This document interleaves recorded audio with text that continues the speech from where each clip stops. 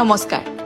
আজিকালি 6 জনগোষ্ঠীৰ জনজাতিকৰণক লৈ বহুতো যুক্তিতৰ্ক চলিছে, সপক্ষেও আৰু বিপক্ষেও। কিন্তু বৰ্তমানৰ জনজাতিসকলে তেওঁলোকৰ অধিকাৰ হেৰুৱাৰ আশংকা আছেনে? গতিকে আহকচোন এই 6 জনগোষ্ঠীক এছটি মৰ্যাদা দিয়া বিষয়টো পৰীক্ষা কৰিবলৈ অসম চৰকাৰৰ মন্ত্ৰী গোটে আচলতে কি পৰামৰ্শ দিছে তাকে চাওঁ। নতুন 3 খলপীয়া এছটি গাঁথনি। মন্ত্ৰী গোটে 3 খলপীয়া ব্যৱস্থাৰ প্ৰস্তাৱ দিছে। এছটি হিলছ, এছটি প্লেইনছ আৰু নতুন সংযোজন এছটি ভেলী। এছটি ভেলীত কোনসকল থাকিব?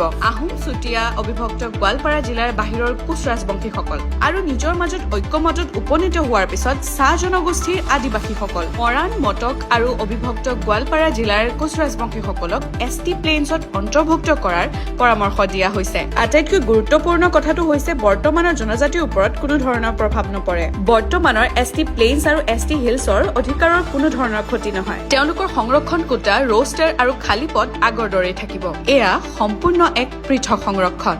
ইয়াত কোনো ধৰণৰ মিশ্ৰণ বা হ্ৰাস নহয়। ষষ্ঠ অনুসূচীৰ আসনসমূহ BTAD আৰু কাৰ্বি আংলঙৰ আসনসমূহ বৰ্তমান জনজাতিসকলৰ বাবে সুৰক্ষিত হৈ থাকিব। সংখ্যা বৃদ্ধি হলেহে নতুন এছটিৰ আসন যোগ হ'ব পাৰে। আহোম আৰু চুতীয়াসকলক এটা সঠিক ভেৰিফিকেশ্যন প্ৰণালীৰ দৰকাৰ, কিয়নো বহুতো উপাধি তেওঁলোকৰ প্ৰায় একে।